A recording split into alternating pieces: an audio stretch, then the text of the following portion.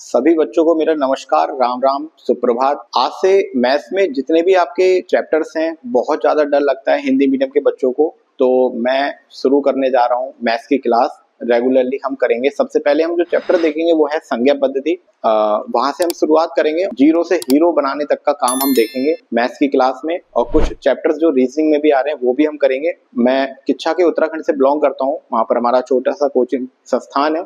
तो संज्ञा पद्धति हमारा जो चैप्टर है उसकी हम शुरुआत करेंगे। चैप्टर का नाम हम लिखते हैं संज्ञा पद्धति। संज्ञा पद्धति को इंग्लिश में क्या बोलते हैं? Number system. क्योंकि ये दोनों बच्चों के लिए सही रहेगी वीडियो, तो इसको इंग्लिश में बोल देंगे हम नंबर सिस्टम। इसमें बहुत सारे, पहली बात तो आपको नंबर्स पढ़ने पड़ेंगे, यानी कि बहुत सारी संख्याएं होती हैं। सबसे पहले हम यहाँ पर सीखते हैं कौन सी संख्या है? प्राकृतिक संख्याएं।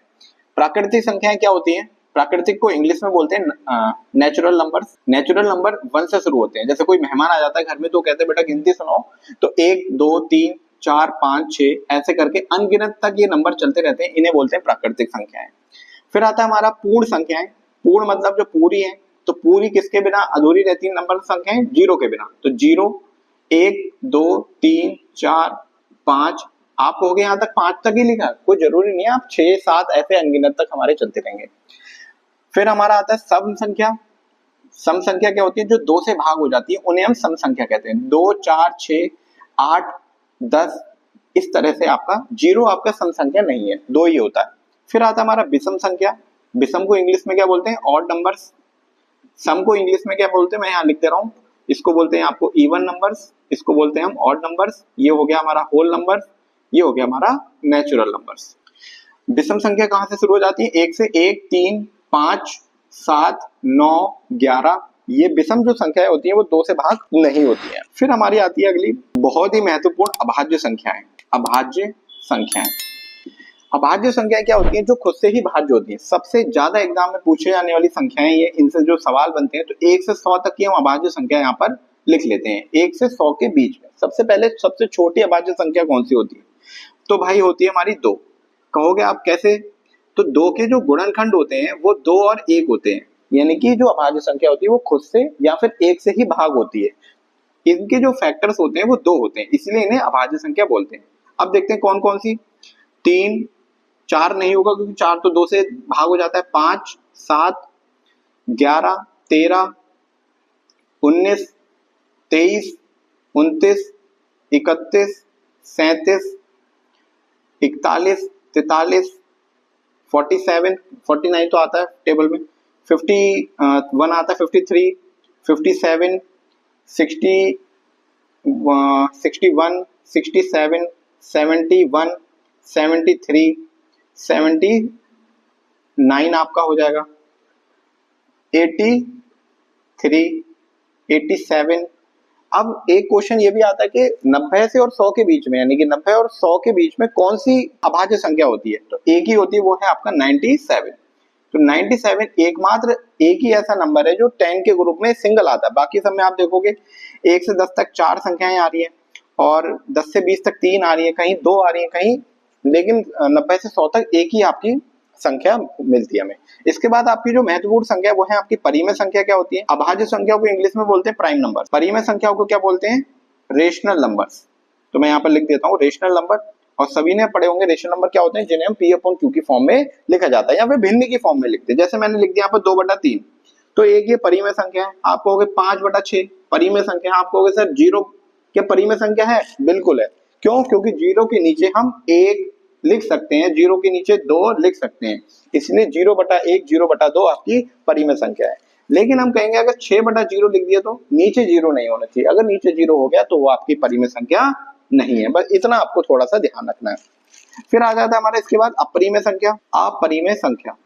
अपरिमेय संख्या क्या होती है? जितने भी आपके अभाज्य संख्या है उन पे अगर रूट लगा दिया आपने, जैसे √2 √3 √5 √7, तो ये सारी आपकी अपरिमेय संख्या हो जाएंगी, इर्रेशनल नंबर। और एक और चीज ध्यान रखना है, पाई। पाई का जो मान होता है वो कितना होता है? 22/7। और पॉइंट में भी आपको पता होगा 3.14। अब आप कहोगे बेवकूफी वाली बात होगी, तो ये तो भिन्न मिलेगा, ये तो परिमेय होनी चाहिए, लेकिन ऐसा नहीं है। 22 को जब 7 से डिवाइड करा गया तो बड़े से बड़े सुपर कंप्यूटर तक फेल हो गए, यानी कि पूरी तरह से इसको विभाज्य नहीं किया गया, इसीलिए इसको किस में रखा गया है? अपरिमेय संख्या में रखा गया है। इसके बाद आ जाती है आपकी सहभाज्य संख्या। सहभाज्य संख्या, इंग्लिश में से कहते हैं को प्राइम नंबर्स। सहभाज्य संख्या में कौन से आएंगे? ऐसे जिनका HCF 1 आता हो, जिनका HCF 1 आता हो, 1 होता है, वो आपके सहभाज्य संख्या होते हैं। फॉर एग्जाम्पल 4 और 5 ले लो, आप कहोगे सर करके दिखा दो, तो 5 को अगर मैं 4 से भाग करता हूँ, HCF करता हूँ, तो 4 एकम 4, 1 बचा यहाँ पर, तो इसका जो HCF है यानी कि वो कितना आएगा? 1 आएगा।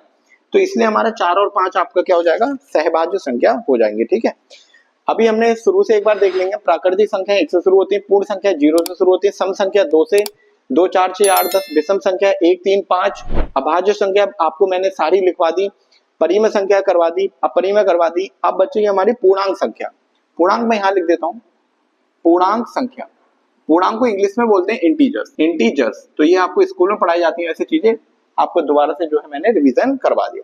पूर्णांक कौन से होते हैं? जो भी हमारी संख्या रेखा होती है यानी कि नंबर लाइन होती है, उसमें जितनी भी संख्याएं होती है वो भाई मेरे कितना होता है? वो पूर्णांक होते हैं। जैसे 0 1 2 3 4, यहाँ पर माइनस की संख्या भी होती है। महत्वपूर्ण आपको ये ध्यान रखना है कि जितने भी माइनस के और प्लस के नंबर्स प्लस 0, ये सभी हमारे पूर्णांक होते हैं यानी कि इंटीजर्स होते हैं। तो ये छोटा सा आपका इंट्रोडक्शन था संख्या पद्धति में। लेकिन अभी बचे हमारे मान। तो 2 तरह के मान होते हैं संख्या के। कौन कौन से? संख्या के मान। संख्या के मान 2 तरह के कौन कौन से? एक होता है आपका स्थानीय मान, एक होता है आपका अंकीय मान। स्थानीय मान और एक होता है आपका अंकीय मान। इंग्लिश में कहते हैं इसे प्लेस वैल्यू, इसको बोलते हैं हम फेस वैल्यू, और इसको बोलते हैं हम प्लेस वैल्यू। प्लेस वैल्यू मतलब स्थानीय मान। तो आपने अगर नहीं पढ़ा तो ध्यान से सुनना। मैंने मान लो यहाँ पर कुछ रुपए लिख दिए, 6 लाख ऐसे करके, ये लिख दिया मैंने 6,50,671। तो ये क्या होता है? इकाई, दहाई, सैकड़ा, हजार, 10,000, लाख। तो ये तो सभी ने पढ़ रखा है आपने। अगर मैंने इस संख्या में पूछा, मैंने यहाँ पर अंडरलाइन कर दी कि 6 का स्थानीय मान क्या होगा, तो क्या हो जाएगा? 6 का स्थानीय मान 600। जो भी संख्या इसके आगे कितने नंबर से लिखे उसके उतने जीरो लगा। 7 का क्या हो जाएगा? 70। 1 का क्या हो जाएगा? 1 ही रहेगा। ये कितना हो जाएगा? 0 का 0 ही रहेगा। 5 का क्या हो जाएगा? 5 गुणा जितनी संख्याएं आगे बची हैं 0 लगा दो, 1 2 3 4। 6 का स्थानीय मान क्या हो जाएगा? 6 लाख। 6 लाख, 1 लाख में कितने जीरो होते हैं? 5 जीरो। तो ये था हमारा स्थानीय मान। दूसरा हमारा अंकीय मान कैसे करेंगे? यही मान लो संख्या मैंने लिखी 6 7 1। अब इसमें आपसे पूछ लिया कि 5 का अंकीय मान क्या होगा फेस वैल्यू की, तो 5 का अंकीय मान उतना ही रहेगा, यानी कि 5 ही रहेगा। 6 का अंकीय मान कितना होगा? उतना ही रहेगा। अंकीय मान उतना ही रहता है जितनी की संख्या होती है, जितना कि उसका फेस वैल्यू है। तो ये हमारा शुरू से लेकर अब तक संख्या पद्धति में जो भी आपने इंट्रोडक्शन है, स्क्रीनशॉट ले सकते हो आप। ये हमने कंप्लीट कर लिया है। पहले आप इसको देख लीजिए तो आपका बेस क्लियर हो जाएगा। उसके बाद SSC, CHSL, CGL, जितने भी UP police, UP constable, SI Uttarakhand police, Uttarakhand SI, Uttarakhand PCS में अभी हाल ही में मैथ हट गई है, इन सभी एग्जाम से प्लस CSET, सभी के एग्जाम के मैंने जो है कंपाइल करके एक वीडियो आपके लिए, अगले क्वेश्चंस की वीडियो आपके लिए आएगी।